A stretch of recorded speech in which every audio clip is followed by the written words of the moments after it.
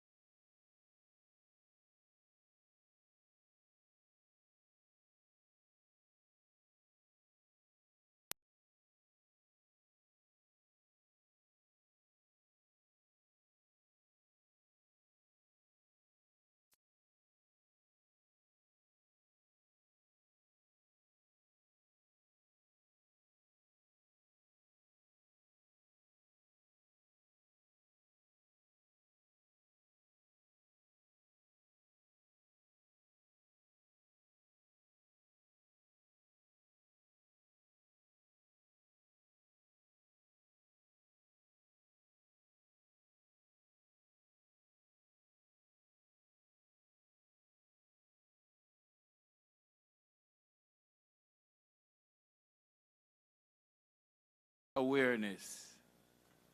In doing so, we will be able to minimize in some ways, regardless of how small they may be, the effects of such devastating phenomena. I am confident that this function will not only strengthen the resolve of Portlanders to increase their awareness about hurricanes and other disasters, but will also heighten their determination to play the role in the disaster preparedness effort. I wish for you all a very successful evening in deliberation. I thank you all. Thank you very much, Mayor. Representing Mrs. Anne-Marie Vaz, MP, Member of Parliament for East Portland, is Ms. Shanique Green, and Mrs. Vaz has extended her apologies. She's not feeling well. Make her welcome.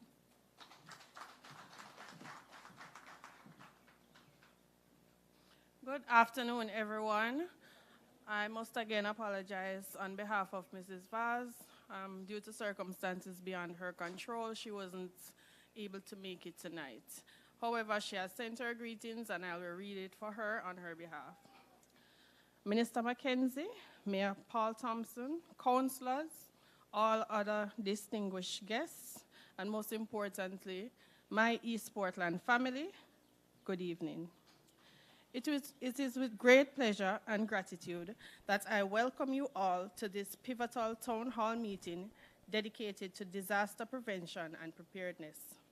I extend my sincere appreciation to Minister Mackenzie and Minister Samuda for their tireless efforts in organizing this gathering, demonstrating their unwavering commitment to the safety and well-being of our community.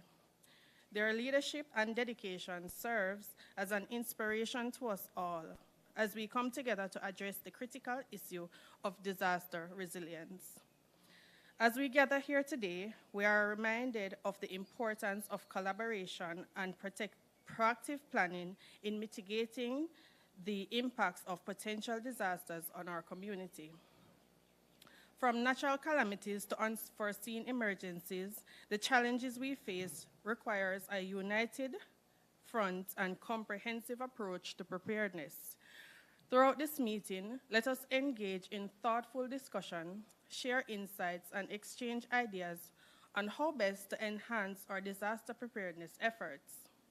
By working together, pooling our knowledge and resources, we can ensure that our communities is not only ready to face adversities, but also resilient enough to bounce back stronger in its aftermath. I urge each and every one of you to actively participate in today's discussions, as your inputs and contributions are invaluable in shaping our collective response to potential threats. Together, let us reaffirm our commitment to building a safer, more resilient future for ourselves and generations to come. Thank you all for your presence here today, and let us embark on this journey towards disaster preparedness with determination, unity, and hope. Thank you.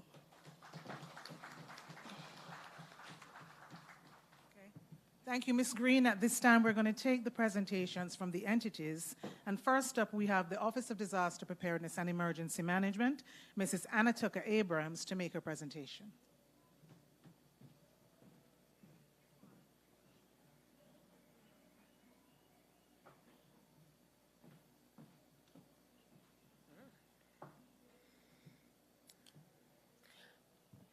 Most Honorable Desmond McKenzie, Mayor, His Worship Paul Thompson, Representative Shanique Green, residents of Portland, welcome and good evening. Now, for the ODPEM, we have two presentations. I'll be sharing with you some inputs on flooding and landslide, and my colleague will take you through the earthquake hazard.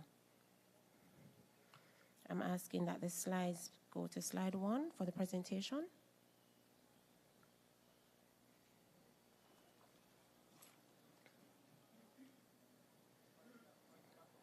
It's not working. Okay. Thank you. Now, as a general background, for those who may not know, this parish has about 80,000 persons. And of that population, 20,000 are under 15 years old, and approximately 7,361 are elderly population. And of course, within that number, you also have persons with disabilities. Now, in looking at the overall vulnerability of the parish, there are 45 communities in Portland. And of this number, 34 of those communities are prone to either flooding, landslides, or even wind damage. And where wind damage is concerned in this parish is a very extensive damage we're experiencing in Portland. So we're going to take you through that. So just looking generally as an overview for the parish, you're seeing where most of your communities are hazard prone. Now, in looking at your assets, now first and foremost, the people are the greatest assets of the parish, but there are other critical assets at risk. You have your houses, some of which are located in flood-prone areas and landslide-prone areas. You have your roadways, main roadways that connect to other parishes that are also prone to flooding. You also have your tourist facilities and attractions. And your primary sector within this parish is agriculture. So that's a very highly sensitive sector that is greatly impacted by hydrometeorological events like rainfall, hurricanes, tropical storms. And you also have your riverine systems that provide your domestic water supply. So rivers like the Rio Grande, the Swift River, those tributaries are also prone to flooding neighboring communities and those things. So those are main assets. On the screen, you're seeing the two key highlights here. You're seeing Somerset Falls. As you know, given the recent drought impacts, you've had some impact to that major attraction within the parish. And this is a phenomenon that has not occurred in Portland for many years. So this has brought some attention to how the severity of water shortage or water resource assets in the parish is being affected. And as we know, Portland is known as a water parish, right? Because of the you basically experience a lot of rainfall. So in looking at the changes in the environment within the parish, it shows that there's a growing increase in terms of your risk to your assets. Now, when look at, next slide, please. Pointer's not working.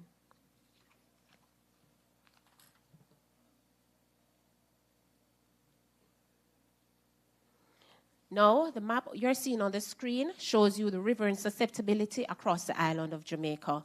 And where you're seeing the circle, that's the parish of Portland. So as you can see, Portland is really a wet parish.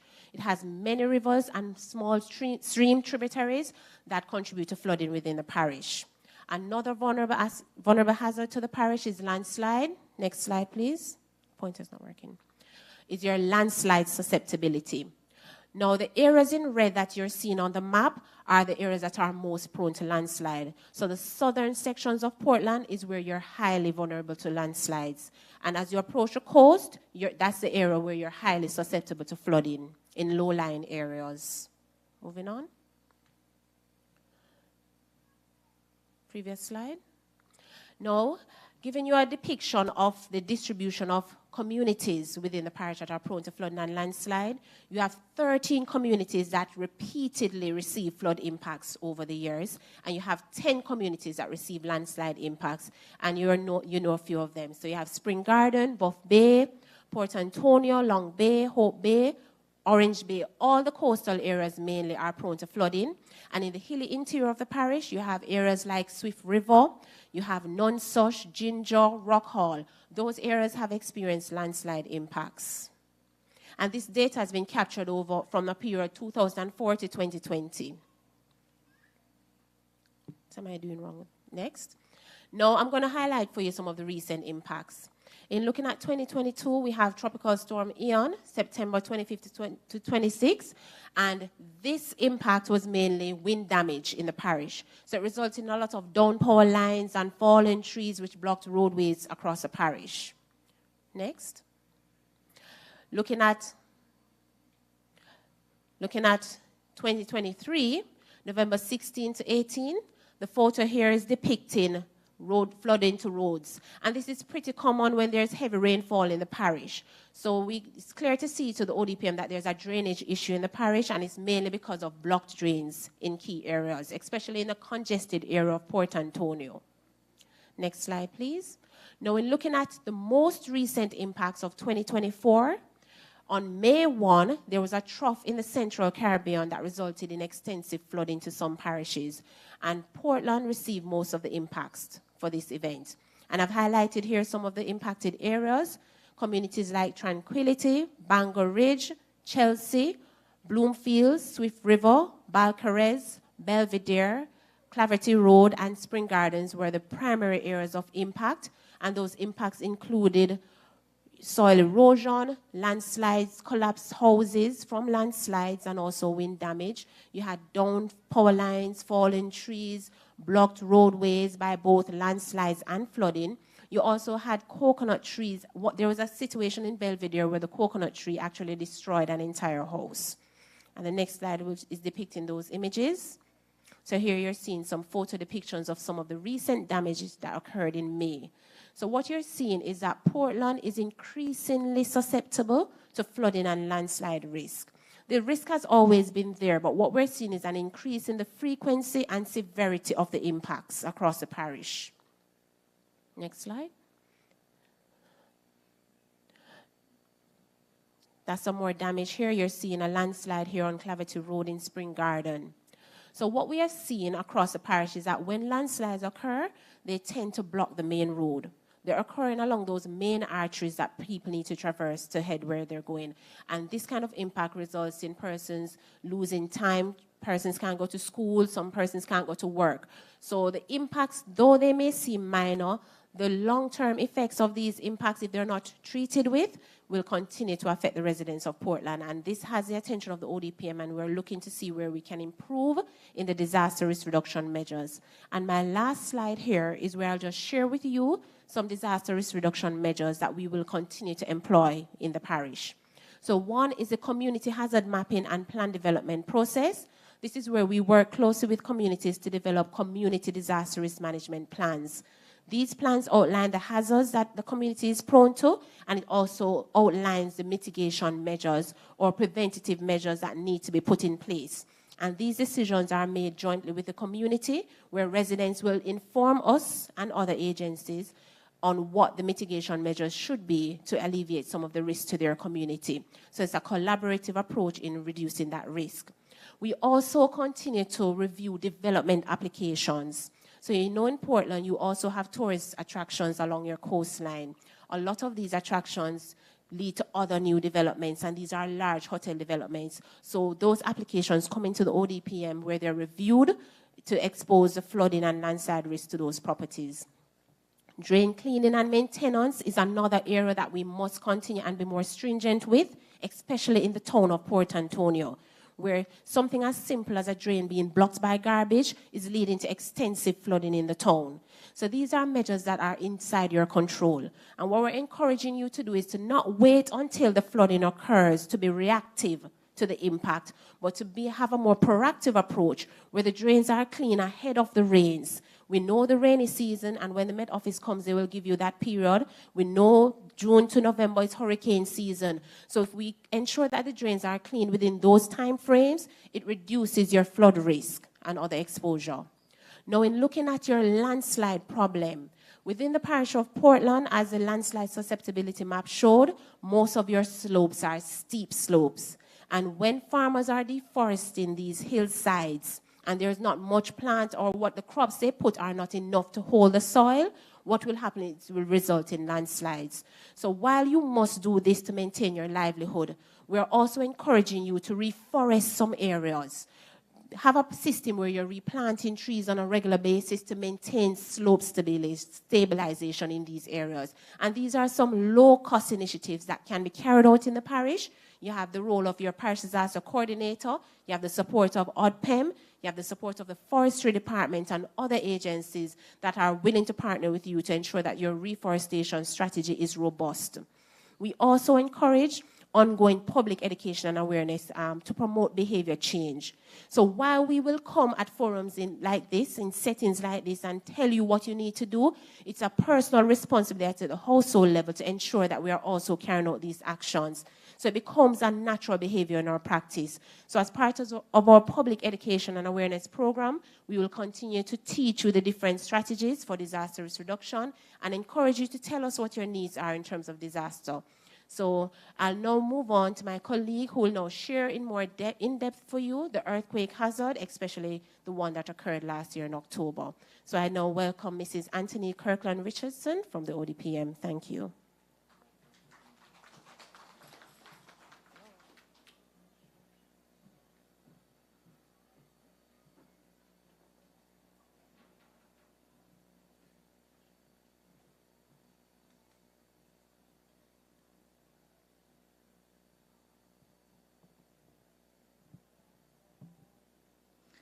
All right, Honorable Desmond McKenzie, His Worship, the Mayor Paul Thompson, Mayor of Port Antonio. Oh, thank you. Representative Ms. Shanique Green, on behalf of Mrs. Anne-Marie Vaz, Member of Parliament, other distinguished guests of the panel, and residents of Port Antonio, of Portland, good evening. And good evening, Mr. Matthew Hamudo. All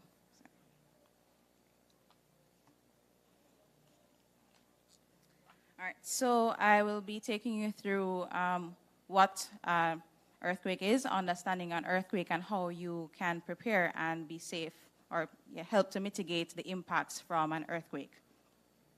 An earthquake is, a shaking of the ground caused by a sudden movement or breaking along plates within our Earth's surface, right? So, of course, we are above our tectonic plates, and they're either converging, which they're coming together, and they're, pushing the land upwards. So our beautiful, well, it's dark out now, but our beautiful hills of Portland,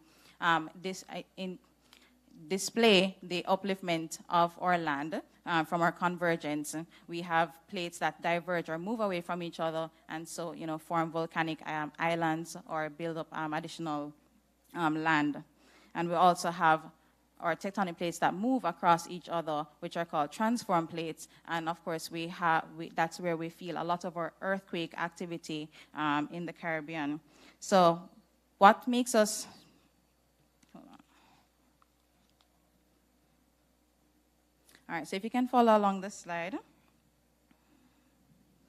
Just to give you a little terminology of what you feel on the ground, right? So when we say our epicenter, the the epicenter of the earthquake. It's the surface on the ground that is directly above where the seismic rupture begins. So, of course, there is friction under our Earth's surface, and of course, that creates that jolt within our Earth's surface, and we feel that shaking on the land. And the focus is where it's below the ground, and of course, faults run right through our island, the main one being the Plantain Garden Fault that runs through our Blue Mountain block. And so right throughout the year, we're feeling numerous earthquake activity.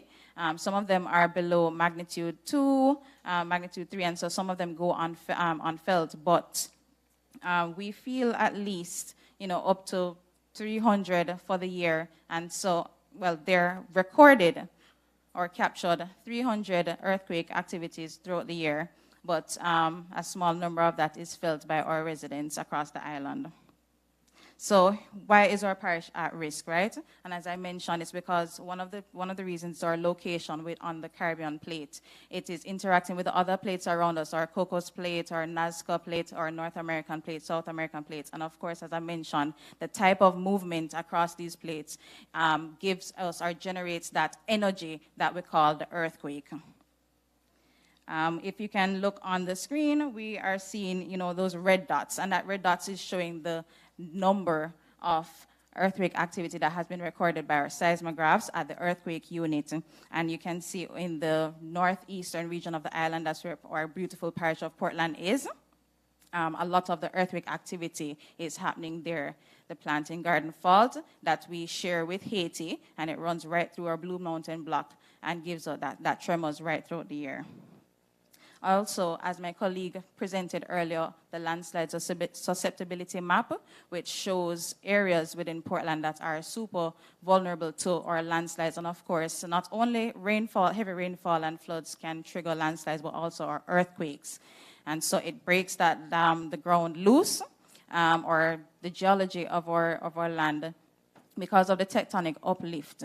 The rocks become weathered and becomes, soft and brittle over time, and so becomes susceptible to our landslides. This is a look at the past. A lot of the seismic activity that has happened in our country. The map on the right shows the number of seismic activity that has happened between 2008 to 2018, and the colors signify the magnitude of the earthquakes. And of course, you're seeing the majority of that activity happening within that Portland belt in the Blue Mountain block. 2020, we had 209 earthquake activity, and of course, out of that, 18 were felt. In 2021, we had 153 activity that has been picked up on our seismographs and felt 7. And if we get down to 20,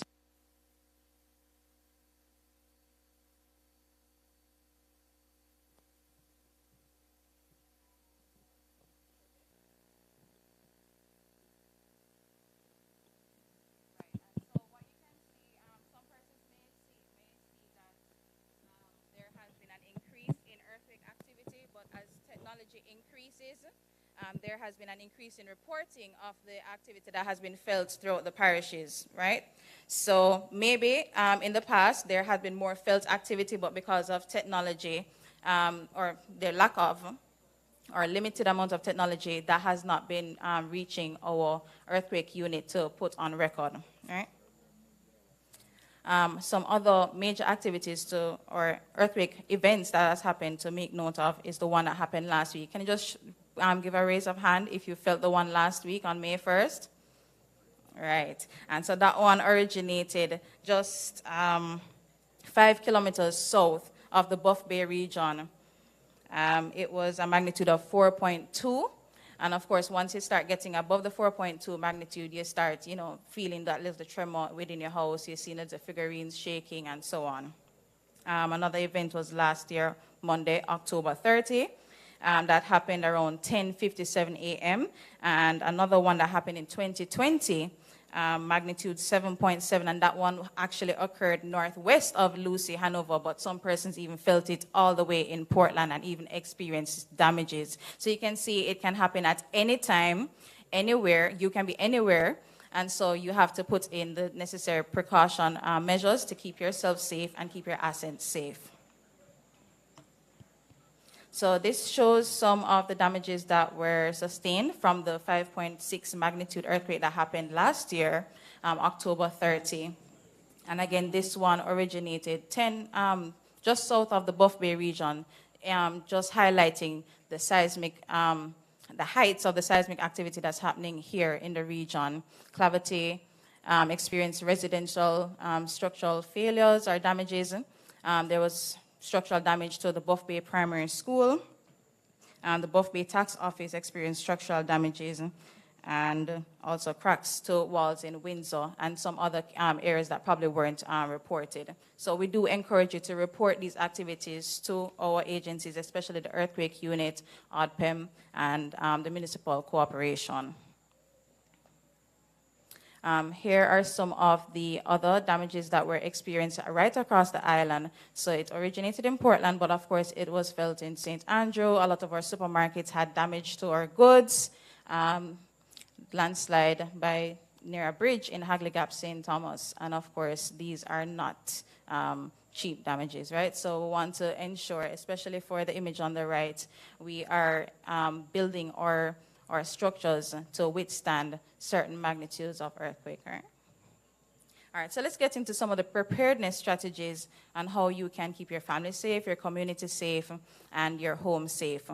So ensure that you have a family emergency plan, right? Ensure that the communication channels are standard. Your children have your number. They have their phones on them and charged at all times so that you can keep in contact. Ensure that you know the meeting points in case of an earthquake. You know where to go. And if you're in separate places, you know that that is the meeting point. Ensure that you have essential supplies like your earthquake safety kit, including food, water, first aid, because of course additional hazards, the water lines can be disrupted. For community preparedness, ensure that you come together and organize community emergency response teams with responsibilities, and of course you ensure that you exercise a lot of your community drills to ensure that once the earthquake comes on, you know exactly what to do. And consider your vulnerable population, your young children, your elderly, and your persons with disabilities. And in your homes, secure your large equipments, your televisions, wardrobe, whatnots, to the wall so that they don't topple over. In the immediate phase of an earthquake, stay calm. Most of the injuries and the damages happen when you are not calm and you start to panic. Follow the drop, cover, and hold technique and hold on to something sturdy, a sturdy table, under the bed, and then once that shaking stops, then you exit and follow your evacuation route to safety and to your assembly point. Avoid trampling on each other, so safely move within your evacuation route. Don't use elevators because the service can be disrupted as well. And check for injuries and alert the medical staff to ensure that first aid is given immediately. In our response and recovery, ensure that safety inspections are done. Practice safe cleanup practices, because once you don't take the necessary precautions, additional injuries can come into play when you don't take the necessary time to clear the debris. And of course, know the direct numbers for your fire brigade, the police, your PDC, your parish disaster coordinator, Ms. Denise Lewis, who is fabulous, and helping to ensure Portland is a safe parish. And of course, ODPEM.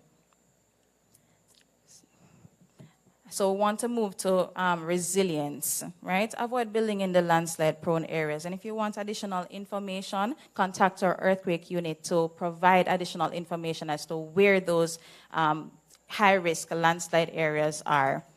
Attend workshops and seminars and even town hall meetings like this that share the information. On the right, you see that we were here in January, just January of this year, on an earthquake awareness roadshow, sharing information about the earthquake hazard and sharing safety tips.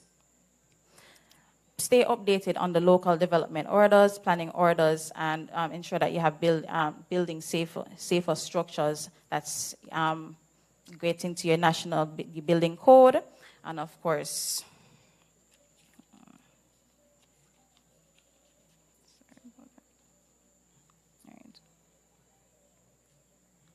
all right. And my last message is to just say that building resilience against earthquakes and other hazards is everyone's responsibility. So just ensure that you are taking your personal action towards safety against earthquake and other hazards. Thank you.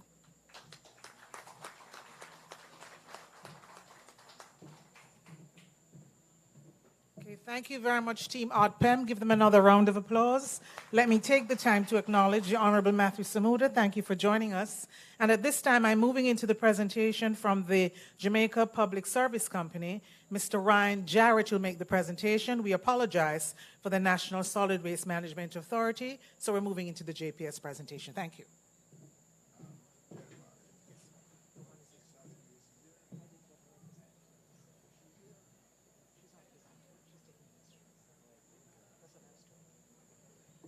So we have a rep from Solid Waste who will take questions, so we'll not have a presentation. Yes? Thank you.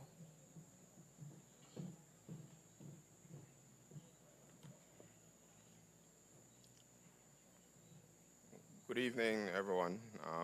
Honorable Desmond Mackenzie, Honorable Matthew Samuda, esteemed guests, visitors, ladies and gentlemen, good evening. My name is Ryan Jarrett. I am currently the operations manager for Portland, St. Mary, and St. Thomas. My main role is maintenance, operations maintenance, and that is basically responsible for keeping the lights on. Should there be an issue where we have an outage, for whatever reason, sometimes we have force outages, the aim and my responsibility is to have it back up and running in the shortest time possible in a safe way so we can keep the power going. I unfortunately don't have a presentation, but I want to basically put some points forward and take a few questions if there is. Okay, questions later. So I want to talk about JPS and its readiness for disasters, especially the beginning of the hurricane season that is due to start in a couple of weeks. So we at JPS, we have a very robust disaster response system. We have a central emergency operating center that operates from Kingston, and within each parish there is an emergency operating unit or a center. These are manned, well, for the three, for Portland, St. Thomas, and St. Mary, I have operations coordinators that would basically manage the day-to-day underground functions of what takes place within the parishes. So we have recently and continued to have some simulation. So we have a system that we test periodically, more rigidly when it comes down to the hurricane season. That is a system that, should the eventuality of a hurricane or a major disaster occur, we have a system and persons in place manning that system to basically keep the public safe, keep the power on if it's supposed to be on. If it is at a state where the power needs to be turned off, we turn it off, do our assessments after an all clear is given. After the all clear is given, then we do some assessments and try to restore power as quick as possible and in a safe manner. One of the main activities that we undertake is vegetation clearance. The least amount of vegetation we have next to our power lines is the minimal the damages will be to the infrastructure, to the assets. So I'm not sure if, well, many persons here would have seen persons within your communities cutting down trees that are near the power line, removing vegetation. The system is designed that once the vegetation comes in contact with the power lines, it creates an outage for protection purposes. The voltage, the average voltage running through the lines, the top lines that you see on the street, is 24,000 volts. Now, that in itself is a hazard, so we try as best as possible to keep it away from contacting anything that is close to ground. We have embarked on an island-wide activity to basically get the assets and the structure performing optimally. As a result of that, we have had a major outage in Portland where over 200 persons participated in that outage. And the aim is to basically get the structure back to performing optimally, removing all the hazards and ensuring that the lights stay on. We want to use this opportunity as it relates to safety. And this is where everyone here has a responsibility to teach and educate your family members, kids especially, that in the eventuality of a storm and there are down power lines, never, ever touch the lines.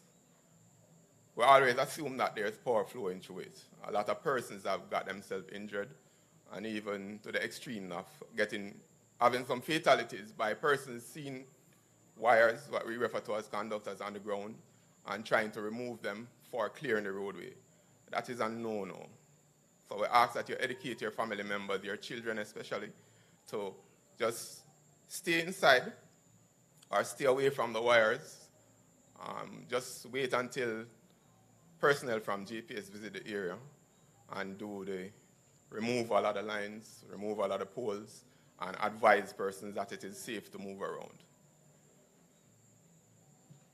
There is some situations where we have trees. Sometimes it's on private property, but they grow to a size that poses a hazard to the power lines. We ask that persons who have this situation or identify the situation do not attempt to cut the trees yourself.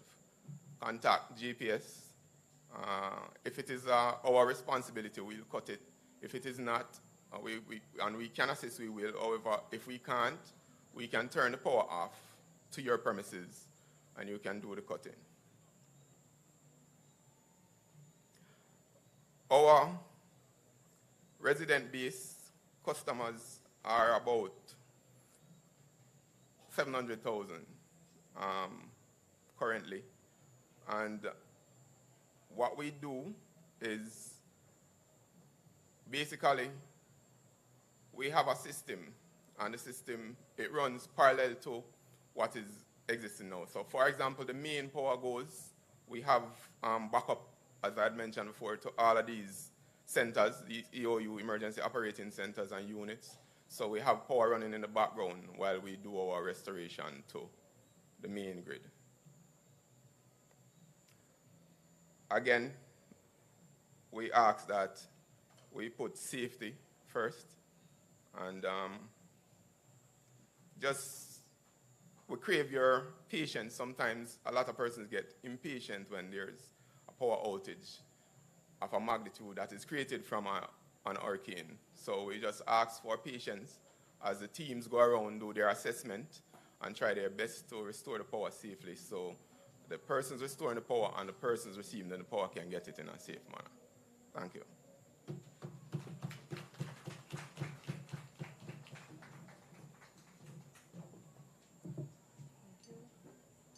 Anna Fakuri.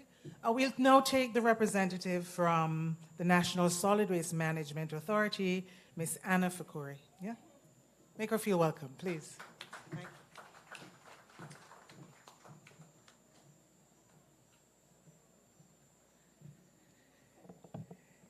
Honorable Minister Mackenzie, Minister Samuda, His Worship the Mayor Thompson, Councillor Green, other councillors present, other stakeholders, and residents of this beautiful parish, Portland. Good evening to all of you.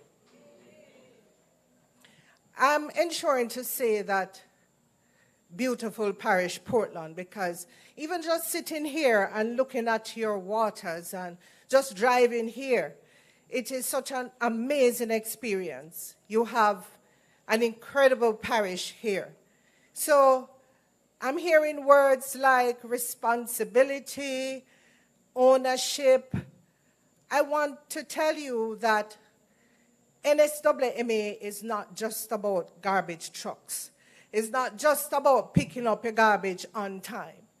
Yeah, it is important, and yes, we have made great strides through the assistance and the support of the Honorable Minister sitting here to my right, that we have lots more trucks. Currently, we have 9 trucks rolling in and around the parish of Portland.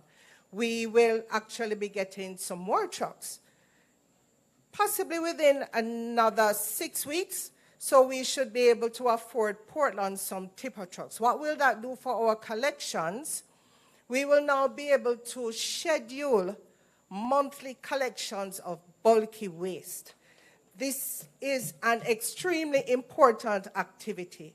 But I have to say that through the Office of the Prime Minister, between the months of October up to January of this year, October 2023 to January 2024, there were several projects right through Jamaica taking up bulky waste items. These items are the ones that create a nuisance on our roadways. It creates dangers to you, your household, your family.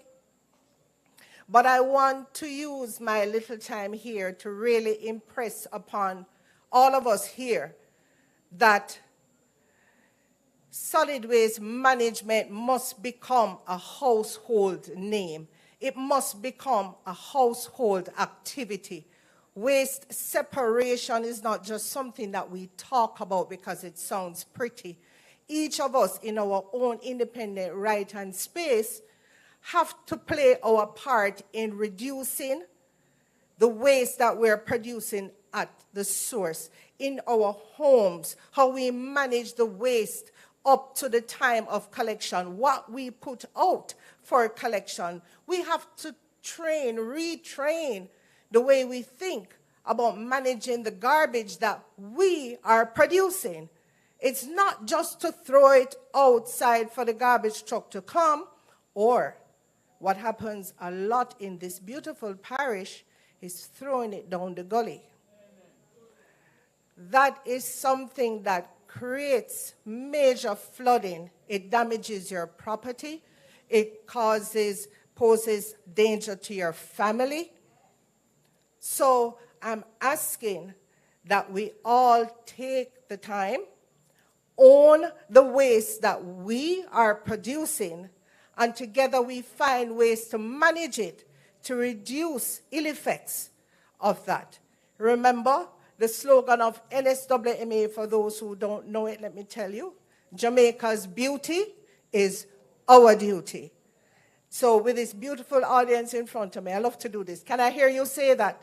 Jamaica's beauty is? Exactly right. We're here to support you. I welcome opportunities like this. We go into the schools because you know that we have to really work on the children because they are the generations coming. They are the change.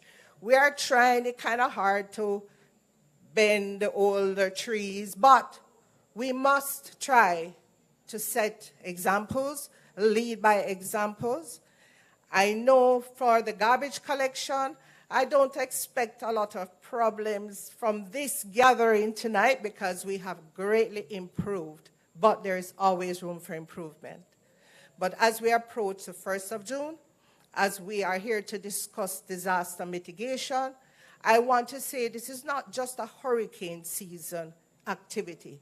I would love to see a Jamaica with a different lifestyle, a different way of managing the waste that we produce. Thank you very much.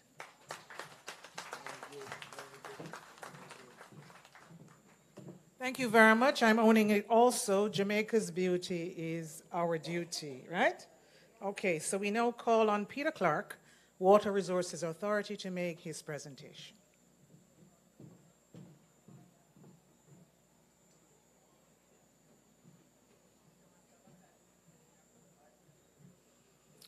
Good evening. Honorable Minister Desmond McKenzie, Minister of Local Government and Community Development, Minister without portfolio in the Ministry of Economic Growth and Job Creation, Minister Samuda, His Worship, the Mayor, Mayor Thompson. I didn't know she was councillor, but Ms. Shanique Green, representing Ms. Anne-Marie Vaz, other colleagues from all agencies and councillors, ladies and gentlemen, especially because this meeting is for you, a very pleasant good evening. I'm from the Water Resources Authority, and the situation with water is sometimes you have too much, and sometimes you don't have enough. The fact is that the management of water resources is not just the government's responsibility. Yes, it's largely the Ministry of Economic Growth and it's largely the Ministry of Local Government, but there are others, the NGOs and everybody. And we all have to plan together. We all have to strategize together. We all have to mitigate together. The authority, we are entitled under the law to regulate, to allocate, to conserve, and to manage water. So we have a licensing regulation system. We have water resource engineers. We have resource monitors who are going out. We have people who are doing data collection. We have people who are doing resource planning, people who are doing investigation, people who are doing environmental quality and assurance, all of these things. And of course, the support services. And then coming out of this, we produce one of our most important documents, the National Water Resources Master Plan. We also have to do raw water quality control. If you want to drill a well, you're going to be talking to us. If you want to access water from a river, and it's not for your domestic purposes, but for any commercial purposes, you have to talk to us so that the licenses can be sorted out. So our role in sustainable development is all about trying to maintain good water quality and quantity of water. And one of the important things in all of that is that we recognize that some people do have what we call riparian rights, which is the right to access that water. All right? But in accessing the water, we all have to be careful, because if you over-exploit the resource, things can happen. If you over-exploit your groundwater, you can actually pull seawater in, what we call saline or coning, if you pump a well too hard. And for the surface water, if you over-exploit it, you can deplete the resource so that somebody downstream doesn't have water. And then those people downstream have serious problems, economic losses, because they were expecting water to come to them, and it's been diverted away or something like that. So we monitor across the island. A lot of these points that you're seeing are where we monitor for rivers and surface waters. And also we monitor the groundwater, the wells. And you can see that there are actually more monitoring is going on for wells than surface water, because there are so much more points where that is taken from.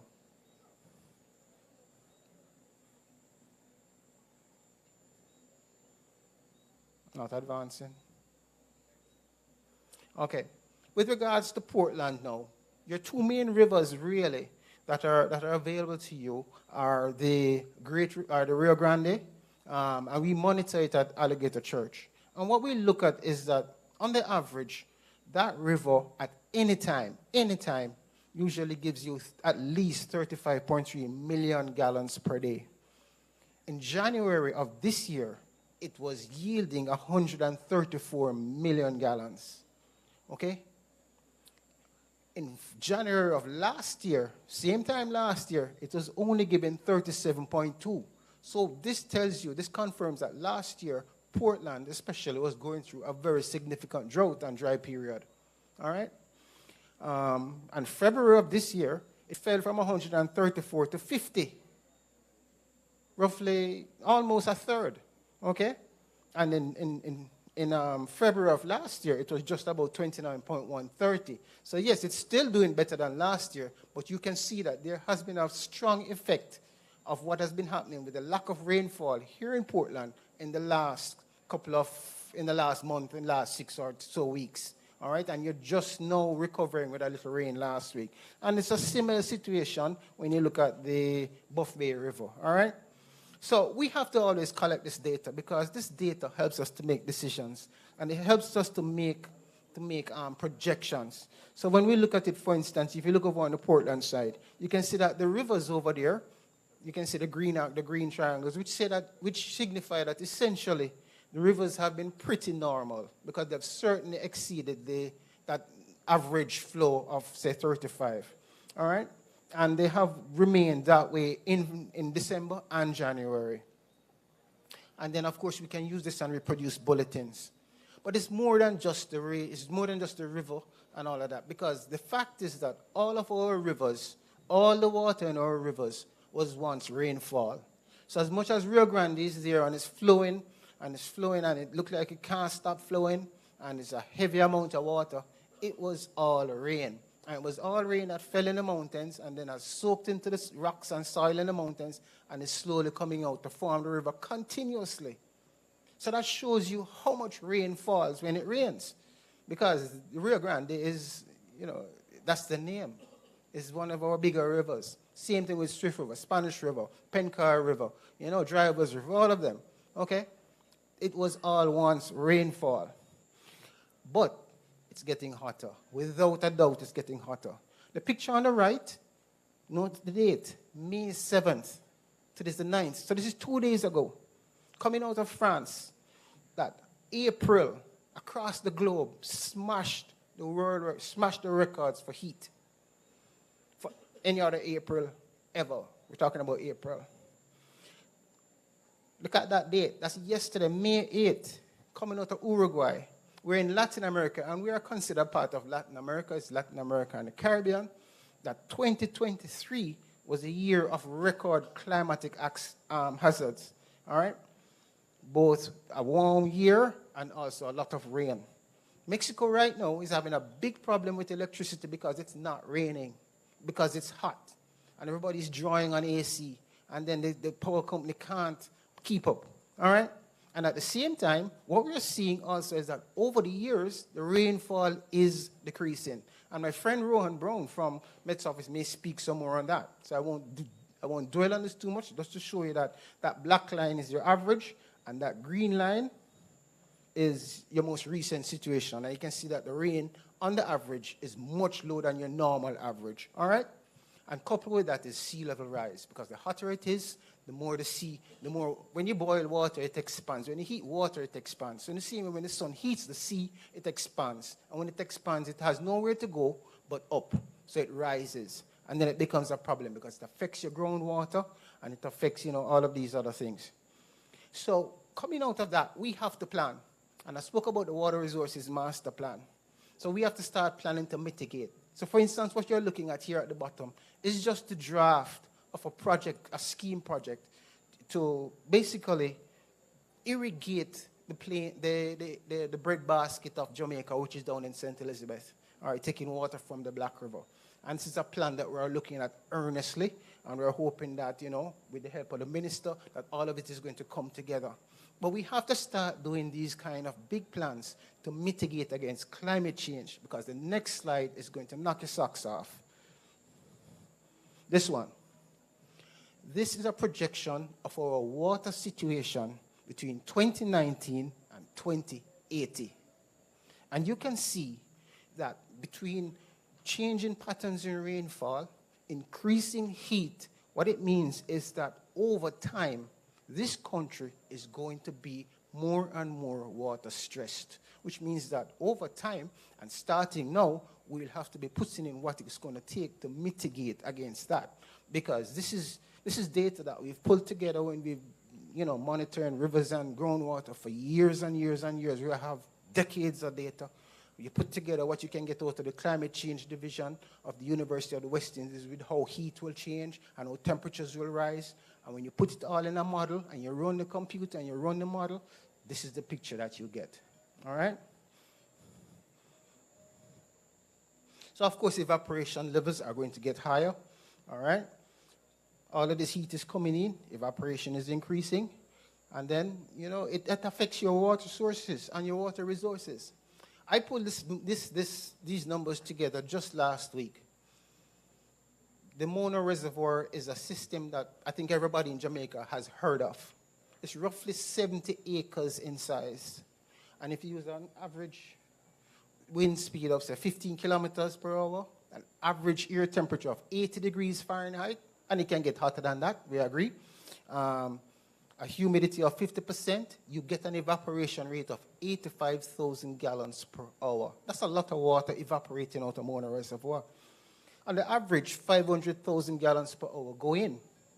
85 is evaporating, and 500,000 is going, which means that over a period of, say, 6 hours, all right, you could have, over a 6-hour period, whatever is going in for that 6-hour period, 17% is evaporating.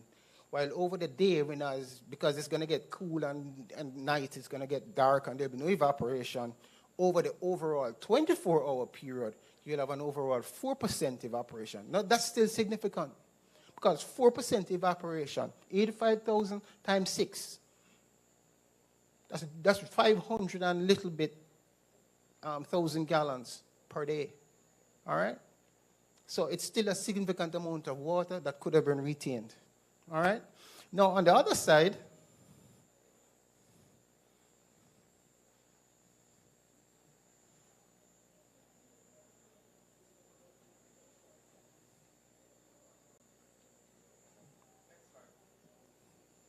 next slide, please.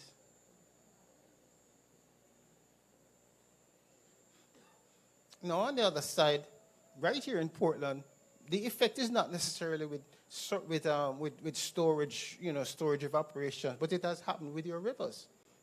This is 2019.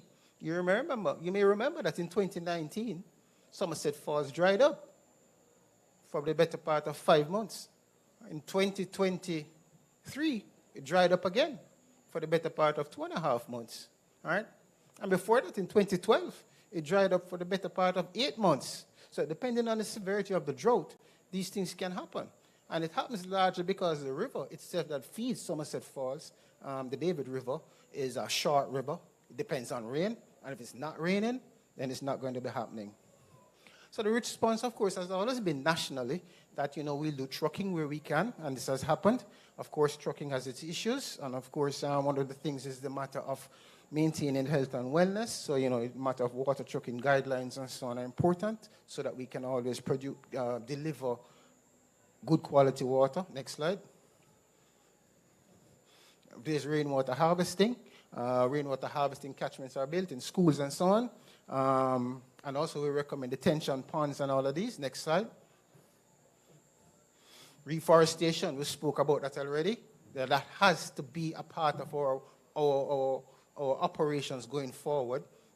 My colleagues from ODPEM spoke about that, and nobody else, is of more concern than the people who have to manage water resources because these promote our watersheds. Next slide.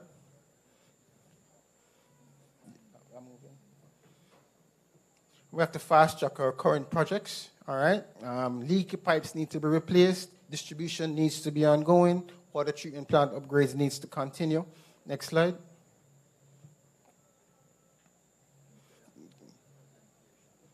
All right, let's go in. The next slide. One of the things that we have to look at is how we can move water from where it is to where it's needed. And this is happening already across the island. And we have looked at rivers that are favorable for this.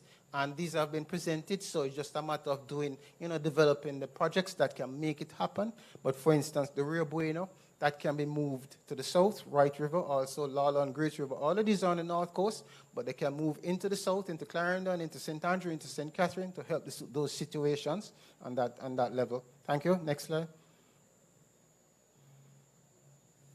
Go ahead. Next slide. It's a rainy parish. Portland is supposed to be a rainy parish, and normally you can see from the intensity map that's there that yes, it does get rain, but because the rivers depend on rain, when you don't have rain, your rivers actually react a whole lot more demonstrably than regular and other situations where they have groundwater and so on, because you're depending on rivers largely, and if it's not raining, then that impact becomes immediately greater. Next slide.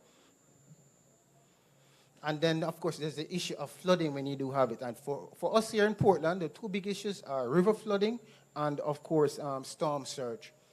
And we'll kind of run through these quickly. These will just be some pictures, different pictures of flooding that's happening and the problems that have happened here in Jamaica. Go on again. Go on again. Wagwater River, just up the road. Go on again. Monique, the lake is risen and it's flooding out. Go on again. Go. So your coastal flooding also becomes an issue, especially for places like Anata Bay over in St. Mary, Buff Bay, here in Port Antonio, Hope Bay, St. Margaret's Bay. All of these townships that are on the coast have a strong susceptibility to to coastal flooding when, the hurricane is pushing that wall of water in front of it. It's something that we have to be aware of and be ready to move, be ready to have the plan how to move and where to move to be safe, especially in these towns. Thank you. Next slide. So for us at the RRE, we do floodplain maps. We declare flood control areas.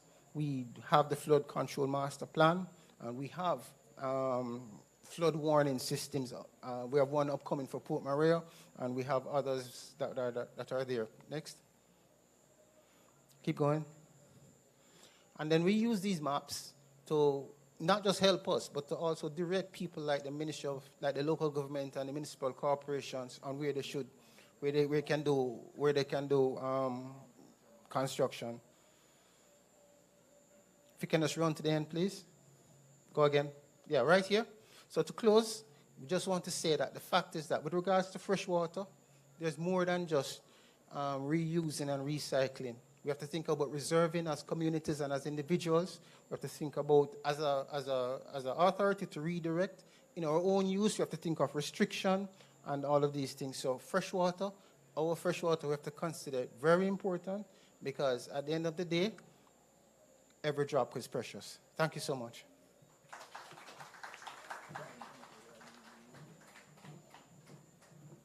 Thank you very much, Mr. Clark. I now call Mr. Rowan Brown from the Met Service for his presentation.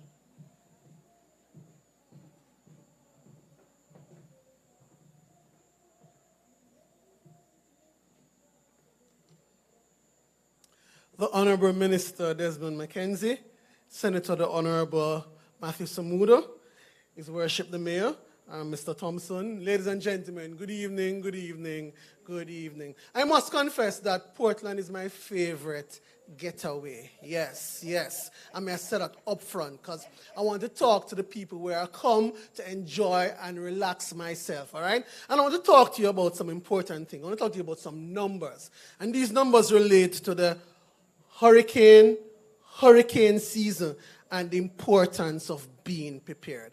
First, I want to talk to you about last year.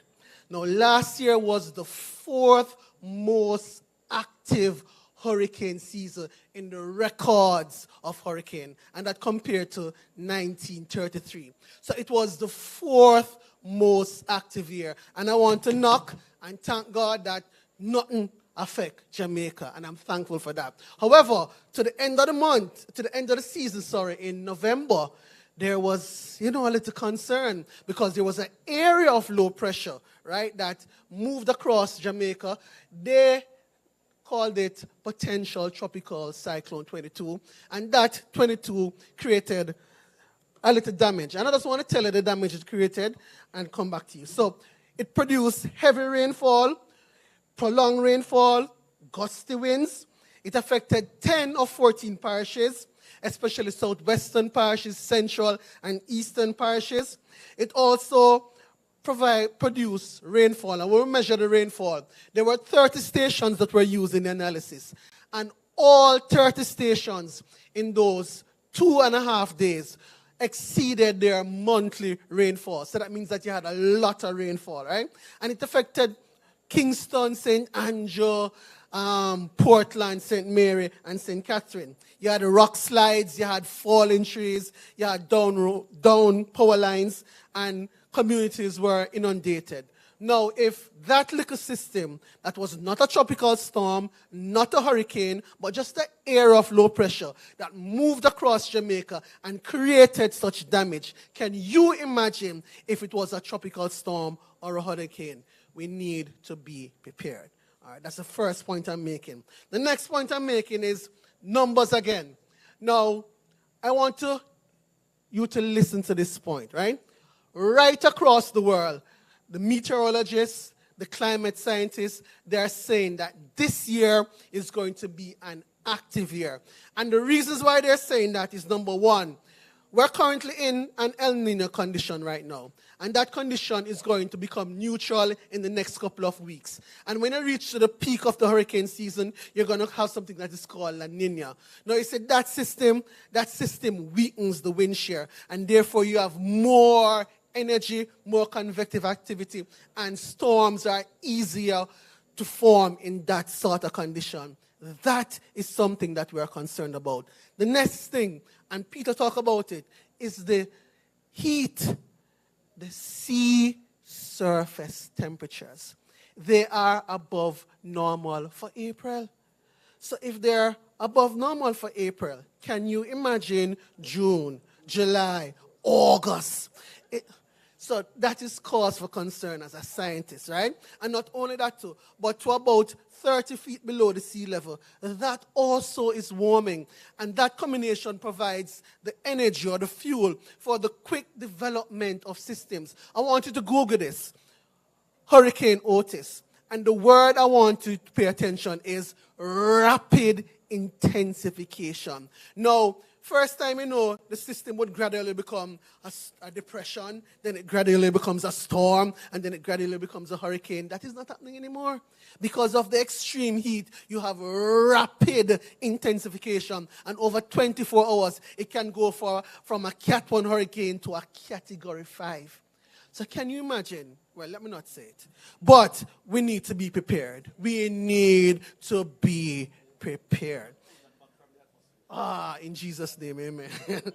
All right. So therefore, I'm closing now. But the prediction, we at the Met Service use the U.S. NOAA climate prediction models, right? And they have not put it out as yet. But other entities like the Colorado State University and the Penn State University, say we're expecting 23 named storms.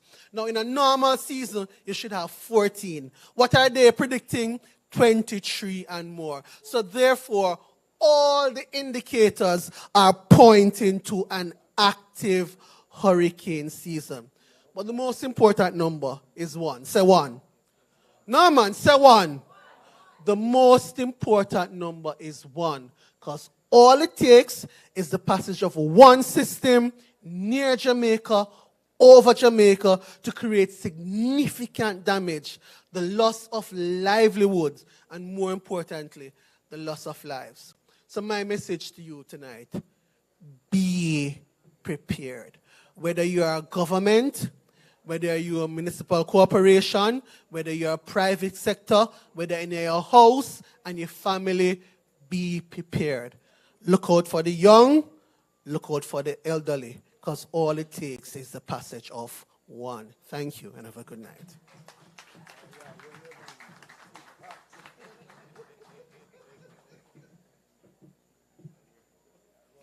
Thank you very much, Mr. Brown. At this time, I'm inviting the Honorable Matthew Samuda, Minister without portfolio in the Ministry of Economic Growth and Job Creation, responsible for water, environment, climate change, and the blue and green economy. Thank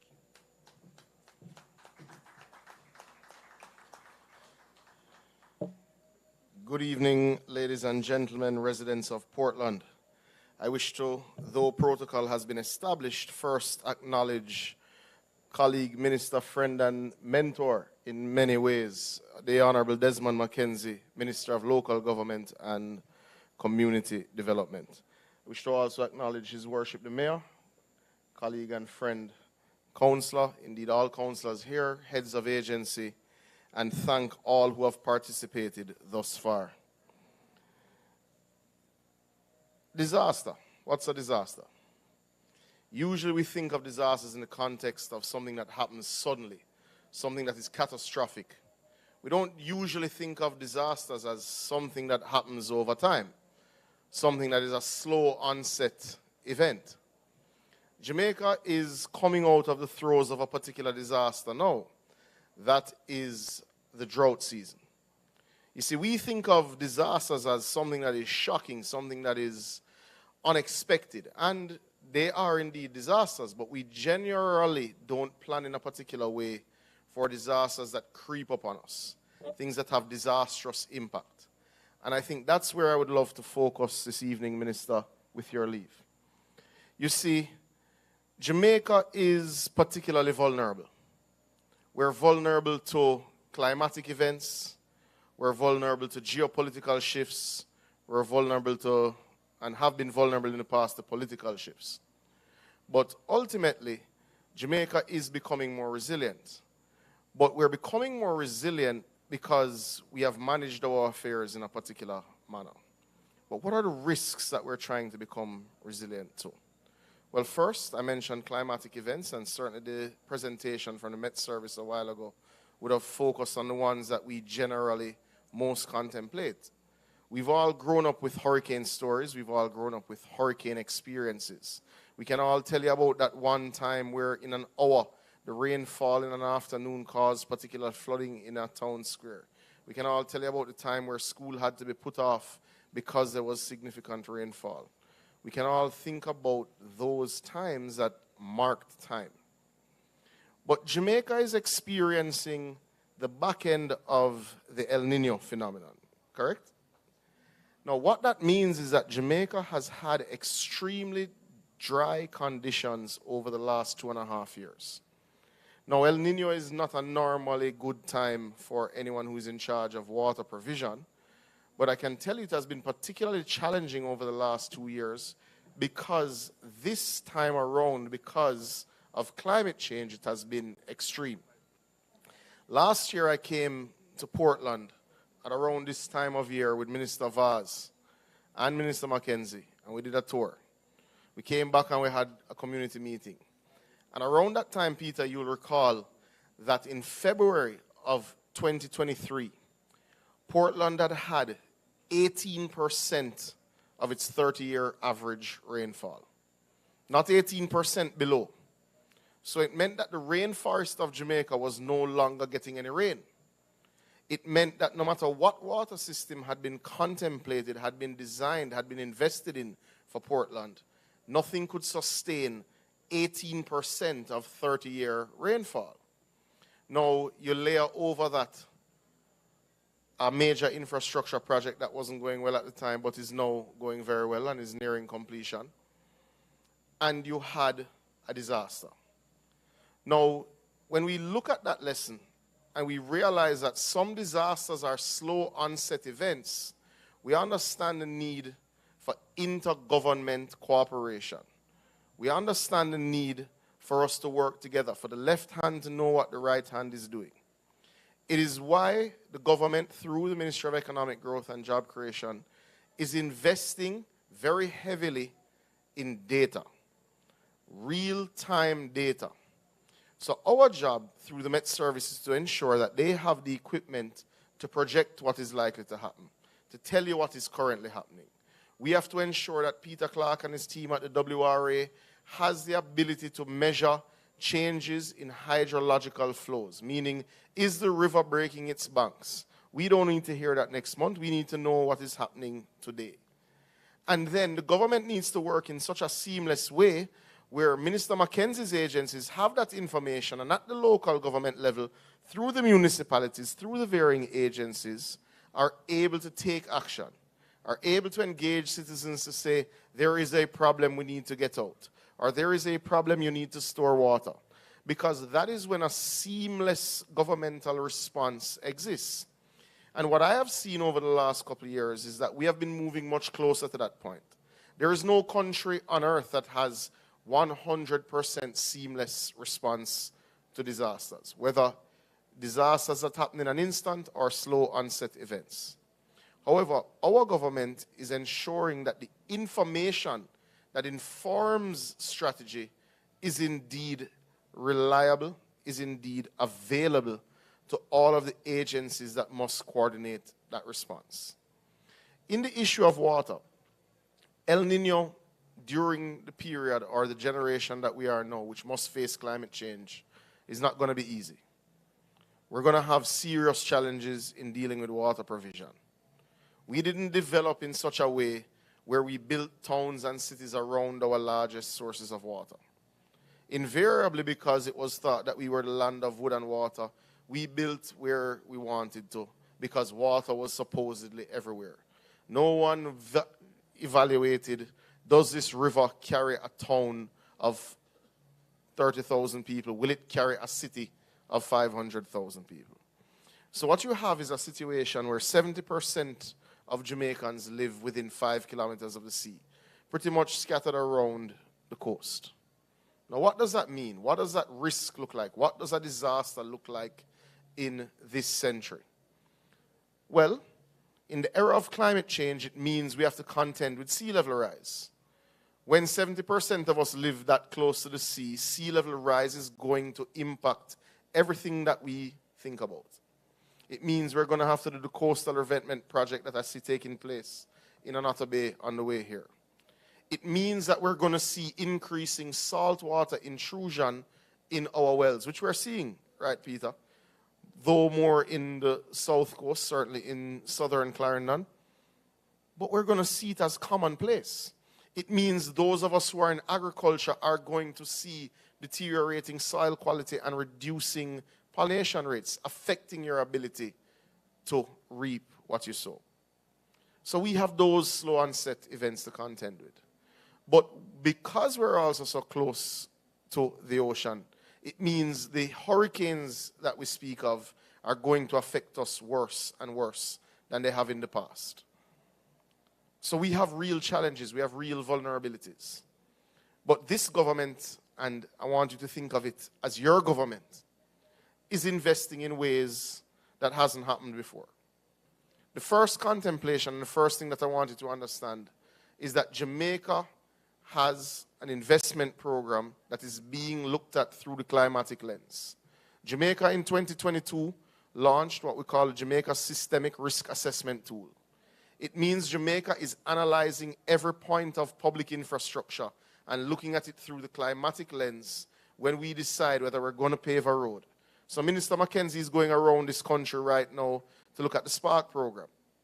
But we are looking at roads in terms of those that are also at greatest risk. So there is a component for the community roads, but there's a component that is looking at roads that are at risk. We're looking at our water systems, we're looking at our housing, we're looking at our public buildings. We have thousands of points of infrastructure that we're analyzing to see where is at greatest risk. We're also accepting that there is a risk, and it is why Minister Clark would have ensured that you have a disaster bond. If we have a catastrophe, we have the financial capacity to respond. What today shows is that we're also working together. You see the fire brigade, you see the police, you see ADPEM, you see WRA, you see the Met Service. It should tell you, citizens, that we're not leaving things to chance. So whether it is an event that happens in the blink of an eye, a fire, an earthquake, or certainly a hurricane that you might have a few days notice with, or whether it is like last year, the worst drought we've ever experienced, we are coordinating and working together. So we've built the financial capacity to respond. We're ensuring that we build the capacity within our agencies to have the information, to communicate that information, and to respond when there are challenges. Last year, we invested heavily in water trucks as a response to that drought. This year, we are investing in more water trucks. But I want to assure citizens that this year, we will have invested more in our distribution water network than any other year in the last 30 years in Jamaica, because we're building the resilience to the droughts that we're experiencing now and the droughts that we know will come. We are at risk from disaster every day as a small island developing state. But this government is prioritizing risk mitigation. It is prioritizing response that puts you at the center. It is ensuring that all ministries work together to ensure that we mitigate, but that when issues exist, the response is there. Portland isn't used to water challenges in the way that it faced it last year, in the way that it's facing it this year. The last point I'm going to make, Minister Mackenzie, with your permission, is that it's all good when people hear about projects all across the country, but if they go home and they don't have water, they don't want to hear about that. So this year, we're investing $342 million in the Windsor Castle distribution system.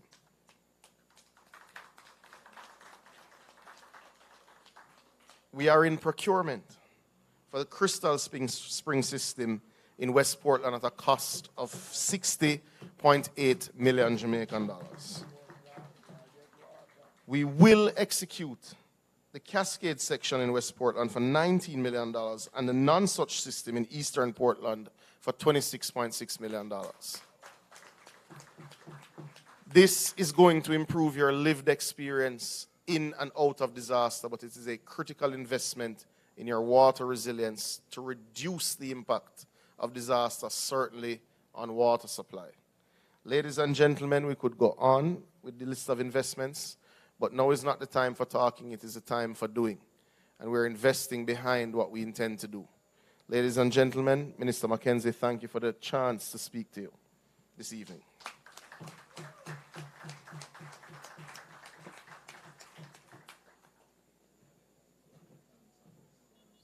Thank you very much, Minister Samuda. And to the man who needs no introduction, the Honorable Desmond Mackenzie will now make his address. Thank you, Del. Colleague, Cabinet Minister, my friend, Matthew, His Worship, the Mayor, councillors, the CEO of a municipal corporation, Mr. Richard Thompson, Acting Director General of the Office of Disaster Preparedness and Emergency Management, and his team, the Jamaica Fire Brigade, all the presenters, ladies and gentlemen, good evening. We intend to allow this town hall meeting give you more time to ask questions. So I won't be long in my presentation this evening. This town hall meeting is coming at a critical time as we approach the hurricane season. The Office of Disaster Preparedness and Emergency Management, which I must make the announcement tonight that early next week I'll be announcing the new board of the Office of Disaster and Emergency Management that will come into the chair of responsibility to help to guide the organization as we approach what the experts are predicting to be a very active hurricane season. But the people of Portland will appreciate that despite the various town hall meetings and all the various programs that the government can put in place, all of that will not materialize into any real success unless you, the people, buy in the program. I've been contemplating whether or not Jamaicans really believe that we are in the top 5 countries in the world that is prone to natural disaster. I don't know if the people of Portland also appreciate that Portland is in the top tier in Jamaica as one of the most disaster risk-prone parishes. And therefore, when we have town hall meetings of this nature and community meetings, we have these meetings to pass on information. And it is important that the information that is given, you go back to your communities. I'm expecting that your local representatives, your councillors, your members of parliament would also use some of what is discussed in these meetings to sensitize the various communities within their respective constituencies. This year, we have kick-started the preparation for the hurricane season. We have been having a number of workshops looking at the various aspects of the approach that we must take.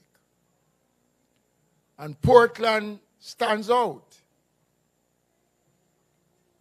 because the experts will tell you that you're not getting the amount of rains that you normally used to get 2-3 years ago. That rainfall has gone somewhere else. The experts will also tell you that you have been the center of 99.33% of all the earthquakes that we have had. And you listened to Anna earlier on, she spoke about where the fault line exists. Earthquake don't set up like rain. Don't make nobody fool you to tell you that there's an early warning system for earthquake. It no work, no go so. Even although there's a technology now that is on your phone, that technology can only tell you that there's an earthquake after the earthquake happens. But what it means, therefore, that we must appreciate the importance of being proactive. We were here a couple of weeks ago during the launch of the Earthquake Awareness Program, and we are back tonight. We'll be working closely with the municipal corporations to go into most of the communities with the message. The ministry will be working closely with the Ministry of Economic Growth and Job Creation to coordinate a comprehensive program to put us in a state of readiness. But any state of readiness that we are going to roll out must include every single Jamaican. I heard the representative from Solid Waste spoke about the dumping of garbage in our drains and in our gullies. And I have to say it, and it's my nature to say what is on my mind. Coming into Port Antonio, I saw where some drain cleaning work was done. But guess what? What was taken out of the drain was placed on the sidewalk. And this is something that we have to rebel against. Because if we are going to ask you to follow us in being disciplined, then we must also demonstrate that level of discipline. And I have said to the mayor, I want it clean up.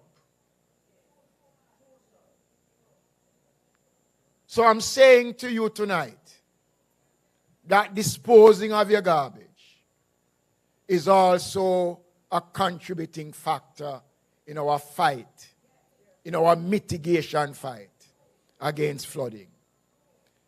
It is also important, ladies and gentlemen, that you heed the warning. So if you get a bulletin that says, this community is in danger of flooding out, don't say we are a God-blessed country. We are a God-blessed country. But remember, God protect those who protect themselves. And we have to become more responsible as Jamaicans. Because the world is changing. Look at the news, what is happening in the United States. The flooding in Brazil. All over the world. We are seeing scenes that we don't want to experience here in Jamaica. And I want to urge you tonight. This is the first in a series of town hall meetings that we'll be having across the country to urge Jamaicans to ensure that we become disaster preparedness responsible. And so tonight, the experts would have spoken on disaster. There are a couple of other things I want to touch before we open the town hall meeting for questions.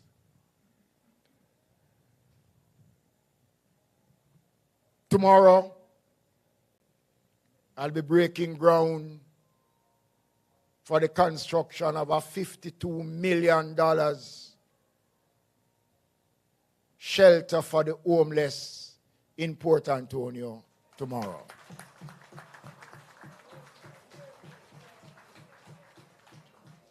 The records have shown us that Portland, especially Port Antonio, have seen significant increase in the homeless population. I was here a couple months ago and met a young lady out at the bank. I turned up in St. Ann 2 weeks after and was the same young lady I saw. And what the experts are telling us is that there's a migration from town to town. And so the construction of this facility will provide a shelter for those who continue to live on the streets of Portland. And this facility will provide medical service, 3 meals, clothing, and a roof over their heads. There are 2 outstanding issues in Portland that I must address quickly. And that is the Buff Bay and Musgrave market.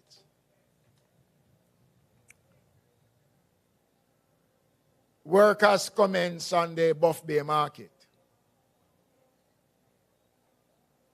I want to encourage the vendors in Buff Bay. We're literally building a new market from scratch because the old building was torn down. We're building from the ground up. Again, we can't be spending this amount of money in putting in these facilities, and yet the vendors find it more prudent to be vending on the street. I have said to the mayor, as it relates to the Musgrave market, and I'm saying the same thing for the Buff Bay market, to engage the vendors from now. Because, trust me, I will come here myself and help to enforce public order so that the vendors understand that the markets have been repaired at their cost, your tax dollar. The Musgrave market, the drawings are completed. That market will become the first market that we are going to be building in Jamaica that is equipped with the latest necessary facilities to prevent fire, the Musgrave Market. And once that is completed, ladies and gentlemen, I urge the residents of Portland, when these projects are completed, utilize the market. Our markets account for almost 85% of persons who use the market are females. Quite recently, we provided some funds to carry out some repairs to the public sanitary facilities in the market. Portland is on the path for further prosperity. The development of Portland is high on the agenda of the government of Prime Minister Andrew Holness. But we need the people of Portland to walk hand in hand with us to ensure that the various programs that are implemented, that you reap the benefits from these programs.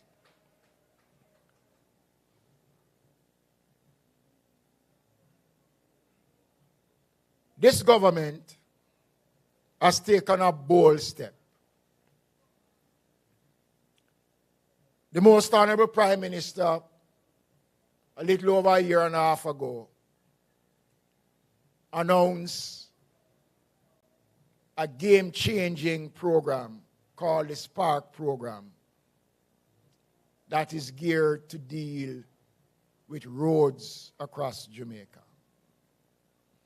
The Spark Program is designed to tackle community roads in the first phase. $40 billion. And let me say this since I have this audience and those out there in radio land who is listening to me. There are persons who are creating mischief, misinformation about the Spark Program, saying that we do have no money to implement the program. That's a lie. Mischief they're making. The Spark Program, we had the first consultation last week in Western St. Andrew in the constituency of MP Anthony Hilton. And I must tell you tonight, I was pleased of what MP Hilton did in terms of how this program was conducted and the participation of the people in that constituency. This program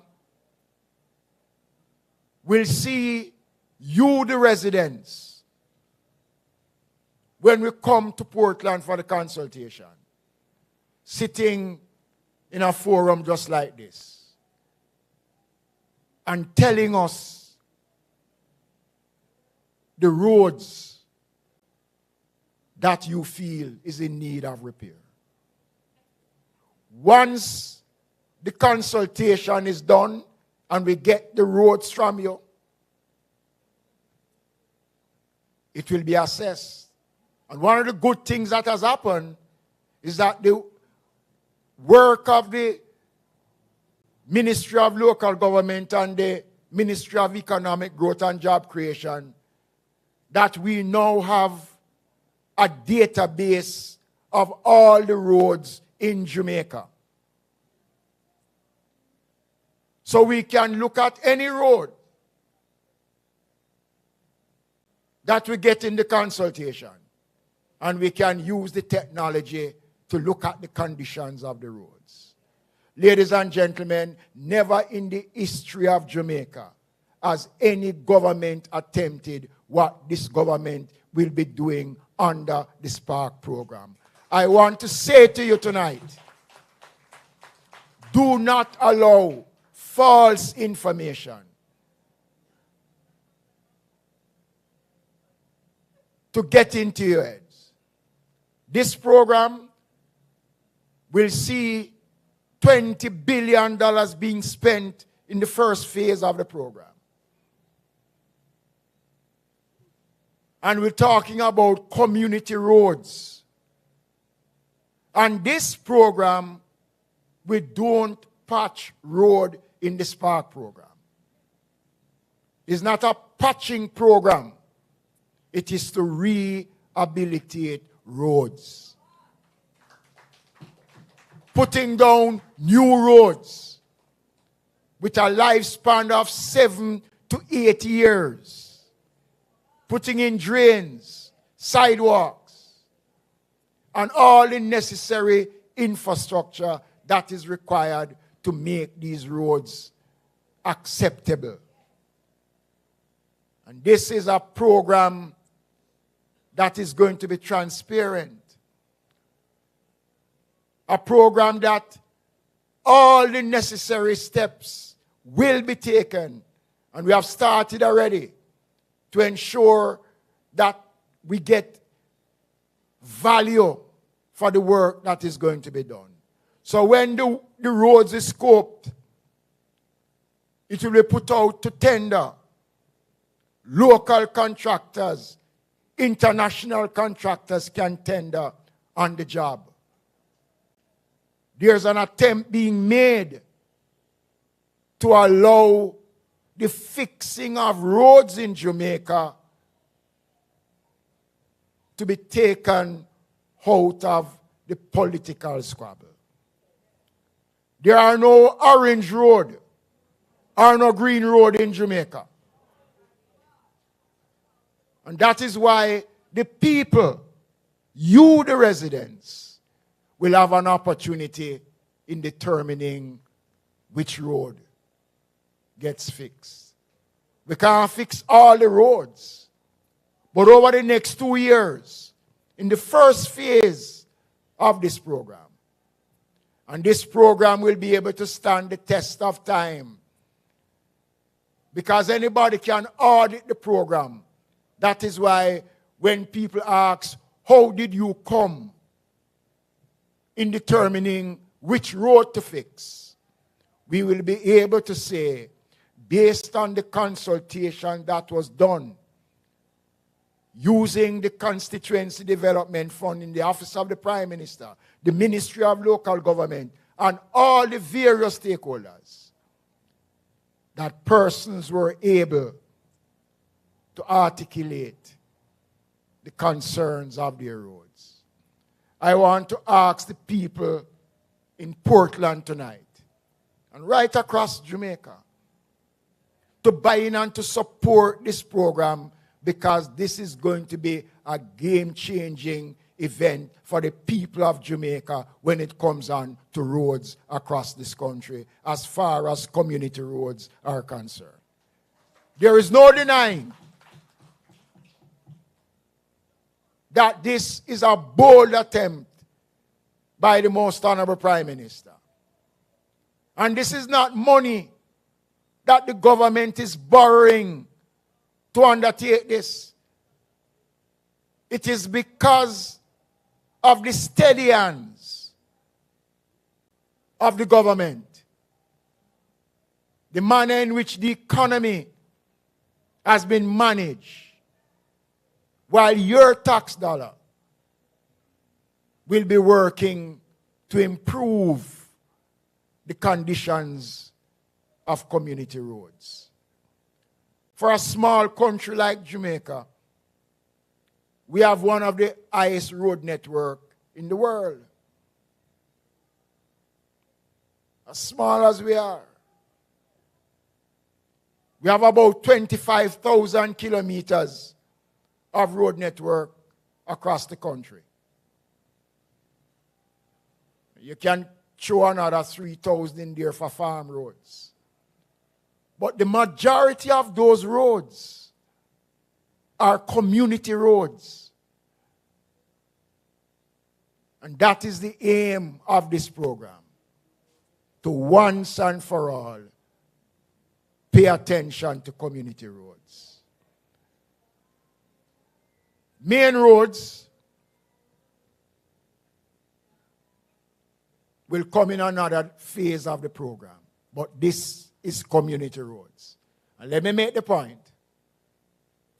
The National Water Commission is a part of this working committee. So wherever we're going to fix a road or repair a road, the Water Commission will be given notice, and they will be able to say that this road is slated for pipe repair or the laying of pipes. So we're not just going to put down the road and then here comes Water Commission after to dig up the road. And that is why the program is as extensive as it is, because we have brought all the major players to the table. The other issue I want to say quickly is that the maintenance program that is done by the National Works Agency and the local authorities, Spark program don't affect that. So the municipal corporation will still have their work to do in carrying out repairs to roads, and the National Works Agency will also have their responsibility. Ladies and gentlemen, let us support this program because it will improve the economy, and once the economy is improved, the lives of many Jamaicans will improve. Thank you.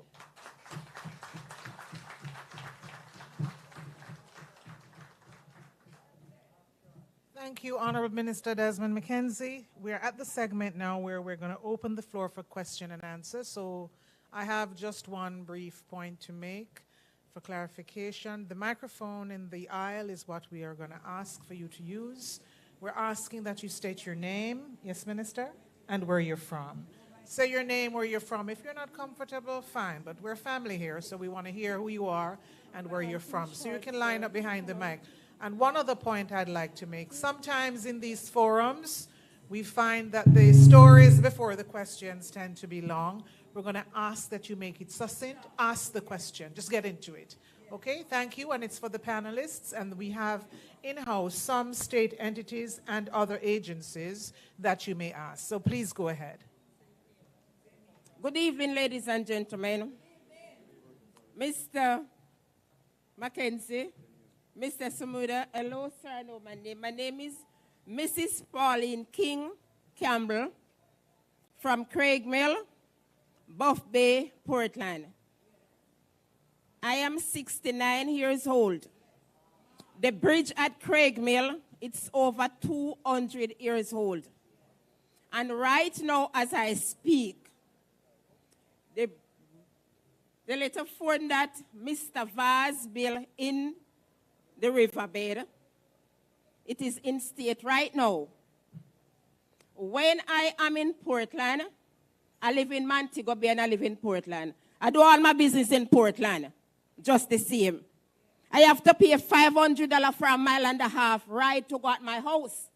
If the rain is falling right now around here, so they take the tractor and build back some of the debris that washed away from, you know, they fix it, you have to backfill it. So, Mr. Mackenzie, I'm asking you, please, sir, that community, it's a farming community. Because of the state of the bridge, it's broken. How much longer we are going to wait for that bridge to be fixed? We need the bridge. We need the bridge like before the year even end. Can we have live mics here, please? Thank you. Earlier on today, at the municipal meeting, the councillor spoke to me about it. Okay? Okay, sir. All right. Okay, thank you very much. You're welcome. Thank you. Next person. Good night. Good night. Good evening. My name is Lennox Brown, and I'm a community member born and bred in the parish of Portland. I have served my country for over 41 years. I was the first set of national youth service workers to have embarked on serving my country, Mr. Minister. My 2 points, in terms of the Forestry Act and the watershed management, is there any coalition between the 2 departments? Because see, as right now, as one is overlapping the next one in this parish of Portland. Forestry Act, or the Forestry Department, and the Watershed Management Act. So Jamaica has the benefit, sorry to cut you there. Jamaica has the benefit of having a new watersheds management policy in place. Now that policy calls on a role from the agencies, including Forestry Department, Water, WRA, and NEPA. So there is an integrated management of our watersheds area, and it clearly outlines who takes what action as it relates to preservation, restoration, and when there's any breaches in your watersheds. Many of your forested areas are indeed watersheds. We're also in the process of developing a new Forestry Act, because the current Forestry Act is quite old, I think 60, 70 years old, and is in need of a new framework that deals with the fact that you've had much development, much has changed, as well as the current threats that we face are very different. So we're building a new legislative and regulatory framework that we believe modernizes these agencies and clearly explains how they interact. Ultimately, no area of Jamaica can be managed by one single agency. So we partner with the municipality, we partner with Forestry Department, we partner with NEPA. Anyway, just one last question, or a point still. In 1963, when Jamaica had its independence celebration, the then Minister of Local Government, the Honorable Leopold Lynch, declared at a function that I attended as a youth that there was a parcel of land in Mansion Hill, Portland, that was acquired for building a fire station in Mansion Hill, Portland. And up to this date, we have not seen that fire station or anything like that come into existence.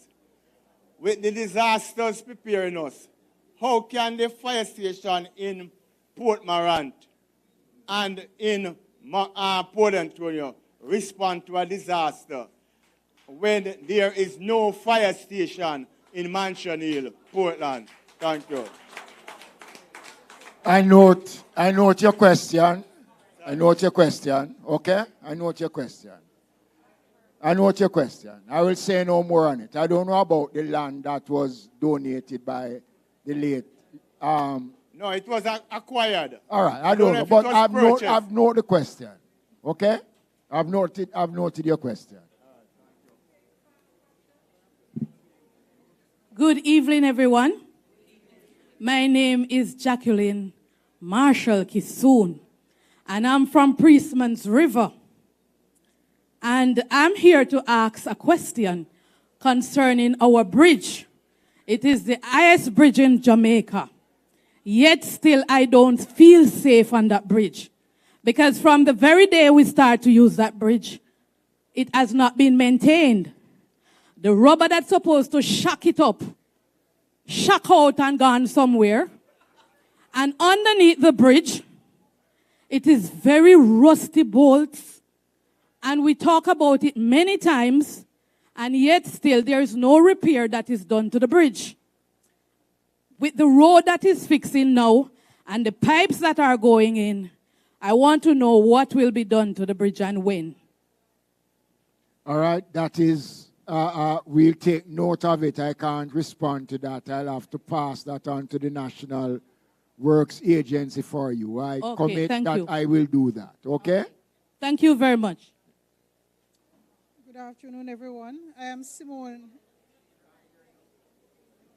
I'm Simone Ingleton. I want to find out what are the plans to deal with the salt water in the Ferry Hill division. So, thank you for that question. We're currently testing saltwater intrusion levels right across varying parishes and communities in Jamaica. One of the areas that is of particular focus is indeed the Ferry Hill division. We are looking at a new water source potentially that would replace your current space. Now, this would likely be a well in that space. Now, that well is at an elevated level and would not face the same level of saltwater intrusion that you're currently experiencing in that space. But saltwater intrusion into our wells, certainly in Ferry Hill, in southern Clarendon, in places like Old Harbour, is a real issue that we're facing. It means that there will come a time within our lifetime where there is some amount of desalination in how we supply our water. Now, we don't want to get to that point until we absolutely have to, because desalination uses very expensive electricity and a lot of electricity. So it will change the cost of our water supply. But the only solution to saltwater intrusion is indeed desalination. So we will use the sources that we can while we can, and whenever we get to that point where there is no other option but desalination, we will get there. But it will, when we get there, water will be more expensive than it is today. So you try and hold off and stay away from that as long as is humanly possible. Okay? Good night. Sorry. I am Rupert Emmanuel Blair. I am in the part here in Portland. I want to ask certain questions about disaster preparedness. Well, Mr. Tumuda, Desmond McKenzie, Mr. That this question is, there is no vision. There is no vision to prepare parish. And the vision is only claim both road, water, draining. As we as a citizen, we need that vision to clear the road, water. We, as a citizen, we are told the rubbish in the drain them. And when we throw the rubbish in the drain, we blame the government. Right? We blame the government.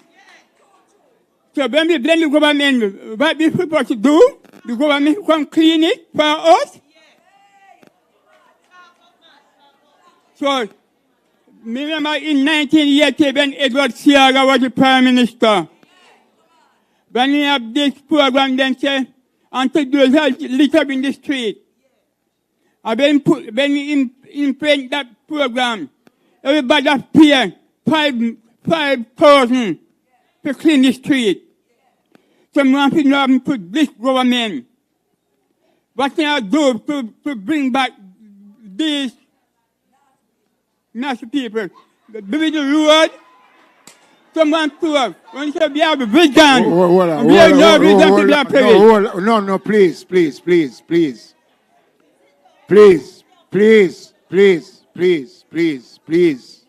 Please.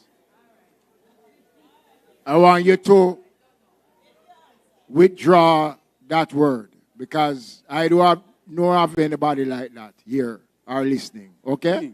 That is not an appropriate word to use here tonight. Yes. Okay? So, but man, those people live on this river bank, on the seaside. what we are going to do with those. When then on the river bank, the seaside, took out the resident, and when disaster occurred, all right. then nowhere to live. Okay, I hear you. And all the issues that you have raised are issues that we are aware of and we are taking steps. That is why we are having meetings such of this nature. Okay? Yes. To pass on and to encourage persons to heed the warning and to do better. Thank you for your question. Okay, sir. Okay.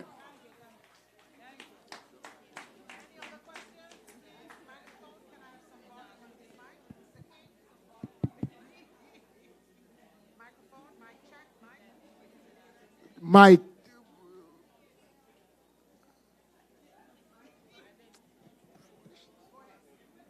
Good evening, everyone.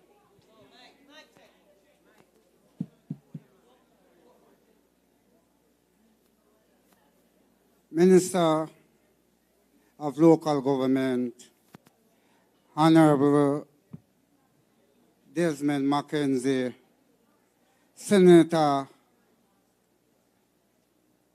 Matthew.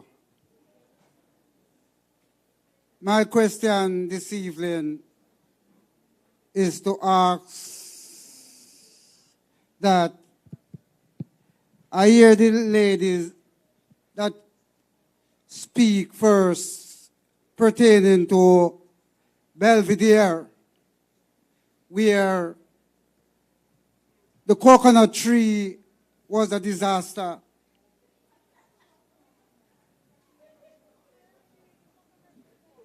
Mr. Mackenzie, I was in Whitehall that same time too.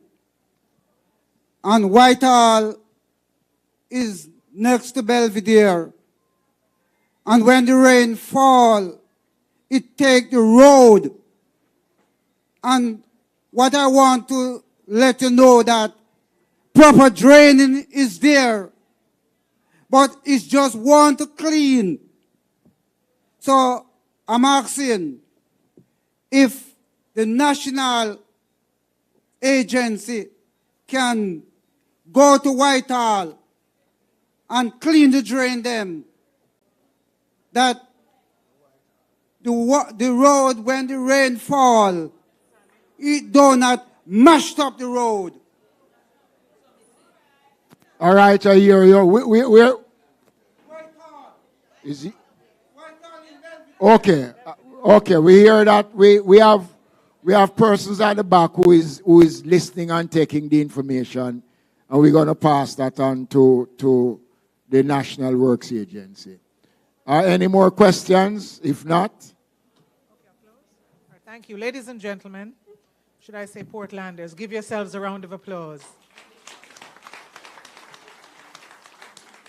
So the formalities before we close. Do we have the national anthem we can close with? Just a show of hand? Thank you. So let me take the time to thank both ministers, Honorable Minister Desmond McKenzie and Honorable Minister Matthew Samuda for taking the time out. Additionally, His Worship Mayor Paul Thompson and Representative Shanique Green, who represented Ms. Vaz, and also all the presenters, Ron Brown, Peter Clark, Ryan Jarrett, and Ms. Fakuri, that is Anna, thank you. And also Anna Tucker Abrams and the rest of the team from ODPEM, Ms. Rickardson, and I see Michelle and Sophia and my DG Richard Thompson. Portlanders, thank you so much. I think we had a very interesting evening.